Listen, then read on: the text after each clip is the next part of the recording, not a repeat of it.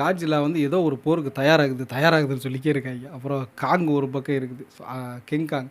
So அதுவும் ஒரு பக்கம் தயாராகிட்டு இருக்குது. அது வந்து தன்னுடைய இனத்த அது ஒரு பக்கம் காப்பாத்துது. காட்ஜில்லா வந்து ஏதோ ஒரு பிரளயத்துக்காக ரெடியா இருக்குது. அது பொறுமையா இருக்குது. அது அமைதியா இருக்குது. அது எப்போ எந்திரிக்க போகுது.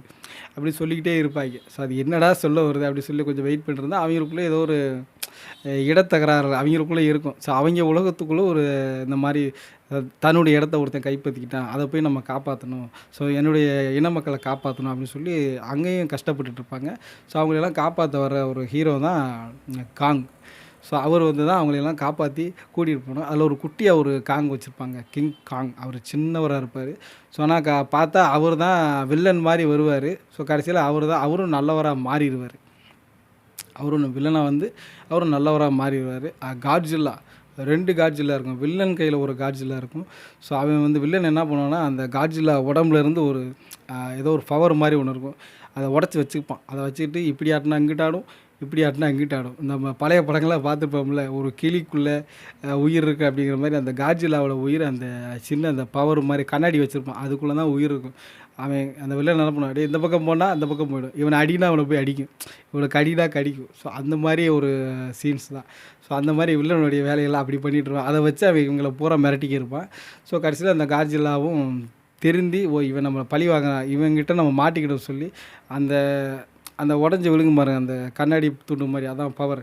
ஸோ அதை வந்து கடைசியில் அந்த குட்டியாக இருந்த காங்க போய் வெட்டிடும். டம்முன்னு வெட்டினதும் பிளாஸ்ட் ஆகிடும். ஸோ உடனே அதுவும் திருந்தி அவன் வில்லனை அதுவே கொன்றும். என்னை இவ்வளோ நாள் அடிமையாட வச்சுருக்கேன் அப்படின்னு சொல்லிட்டு. கடைசியில் வர்ற ஒரு ஃபைட் அதே மாதிரி தான். காட்ஜில்லாவும் காங்கும் சேர்ந்து ஒரு கெட்ட காட்ஜில்லாவை அழிச்சிடும். ஸோ அவ்வளோதான் படம். எனக்கு தெரிஞ்ச வரைக்கும் அவ்வளோதான் இருந்தது.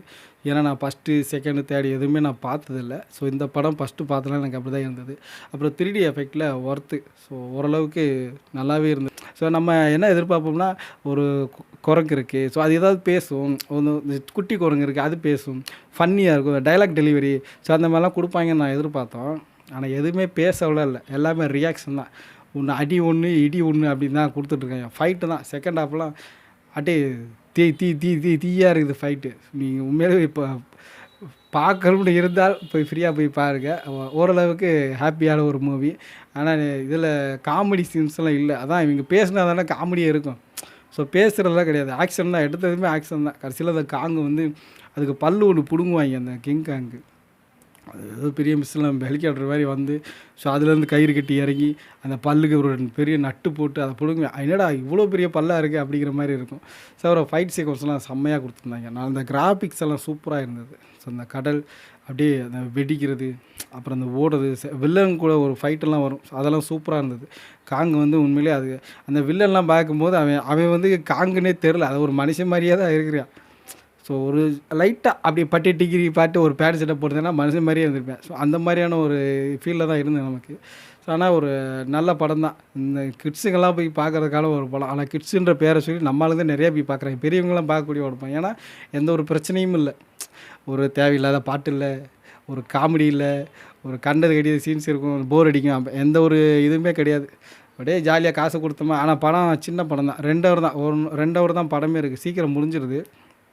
ஆனால் ரொம்ப நல்லா அந்த ஃபீல் சொல்லுவாங்கல்ல, அந்த மாதிரி ஃபீல் பண்ணிட்டு வரக்கூடிய ஒரு படம். நல்லா இருக்குது. கிட்ஸோட படம். உங்கள் பசங்களை கூப்பிட்டு போனேன் ரொம்ப ஜாலியாக இருக்கும். ஸோ நம்ம தான் வெளியே வரும்போது என்னடா பேசிக்கிட்டே இருக்காங்க ப்ரோ, ஃபஸ்ட் ஆளில் ரொம்ப பேசுகிறாங்க ப்ரோ அப்படி தான் நம்ம நினைப்போம் வெளியே வரும். ஆனால் பசங்களை வெளியே வரும் பாருங்க, அப்பா அந்த குட்டிக்காங்கப்பா செம்ம போயிட்டுப்பா, சூப்பராக இருந்துச்சுப்பா, காட்ஜில்லா பெருசாக இருந்துச்சுப்பா, பக்கத்தில் கதை சொல்கிறாங்க. ஸோ அதெல்லாம் கேட்கும்போது நம்ம பசங்களை கூப்பிட்டு போகணும்டா அப்படின்னு தான் தோணுது.